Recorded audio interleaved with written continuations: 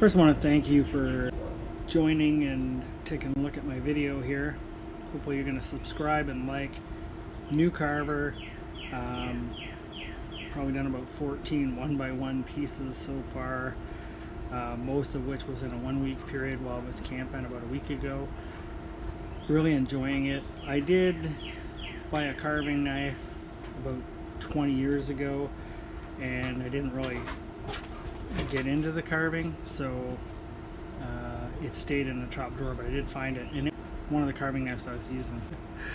So this is that first knife, actually from about 20 years ago. It's German made. It's got a stamp on it that says KST, and as you can see, it's I think that's called a drop point, right? Nice and easy to sharpen because you just lay it flat. It's got that one single bevel. A little small here. My wife bought me a little kit off of Amazon from a Coracordium. I'll put the link up here. It came with a series of carving knives like similar to this. As you can see, this one's got a much sharper point compared to this one. It's not a drop point, but it's a much bigger handle, and I'm finding the small handles might get a little hard to hold as time progresses. So yeah, so these are the two knives I was using, but I was desperately missing something. I kept going through Doug Linker's 1x1 tutorials, and then every once in a while I'd watch someone else's video, and the one extra tool that didn't come in this kit was a V-gouge. It came with everything you could imagine except. Okay? That kit my wife bought me came with these 4 lovely items. Right? Nice little plastic protective covers on them. These probably all have names, but I don't know them. There is a gouge here, but it is a U-shaped gouge, not a V-gouge. So it didn't have the same effect as for things like tracing out hair and beards and stuff like that.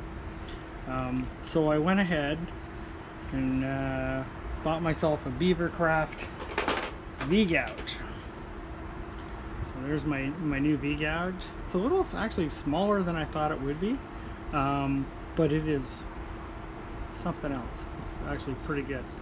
I already did this video once and the GoPro died on me, so hopefully that doesn't happen again. The kit she bought me also came with these cut gloves. Highly encourage you to use them because I have already bled. Yeah, let's have a look at this.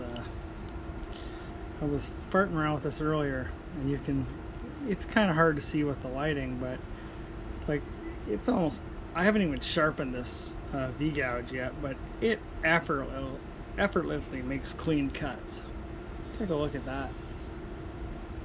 Hopefully you can see that in this lighting. And obviously the, carving not straight lines, nice and easy. Doing that with a knife results in, where did I do that earlier? Oh yeah, so you can see this little spot here. I tried to emulate what a V-gouge does, and you can see all the cut knives in there versus the V-gouges. See this one here? This big extra hair that's on it, right? In there, one's clean, one's got all these extra lines. I'd be digging for days.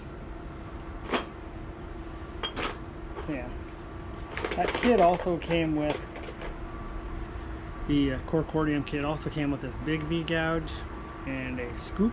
I'm assuming scoop. If I got these names wrong, make a point of commenting and correcting me so I sound smarter the next time I talk about them. Yeah. Another thing I went out and bought.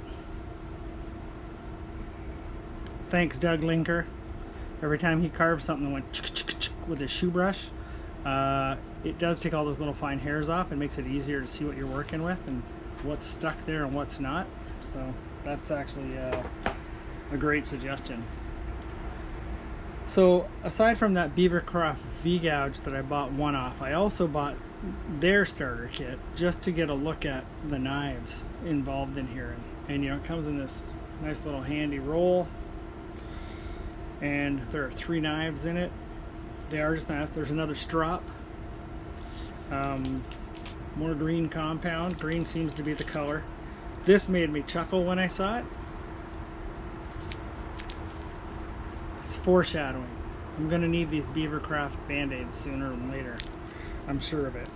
So they just fit in there nicely, and they're in a good spot. Now let's put these down. I'm going to pull the knives out one by one. So the first thing you notice is the shape. It's bigger, like the kit my wife bought me, but it's more the shape of that original one, and I kind of like the feel of that. I feel like you wouldn't get a lot of hand fatigue carving that.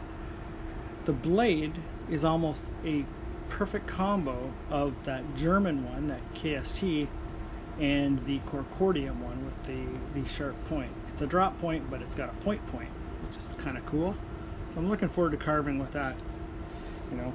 And if you are going to follow along, the next thing I'm going to carve is the penguin off of Doug Linker's 1x1 playlist series. If you haven't seen it, go check it out.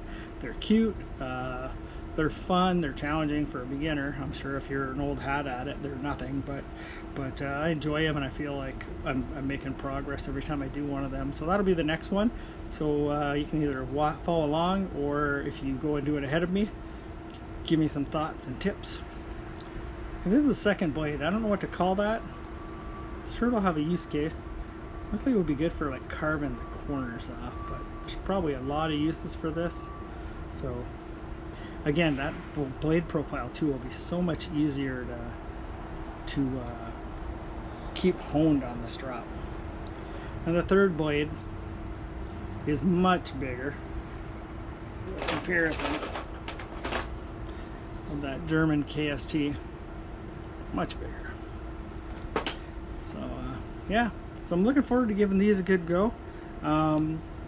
Appreciate your support. Please like, subscribe, follow, comment on the videos, anything to help get this out here. I'd love to build a little rookie carving community, and that we could all get in and kind of share our progress together and go on this journey, and hopefully encourage some people that haven't been thinking about it to jump on board and carve with us. Anyway, thanks for following. We'll see you in the next video.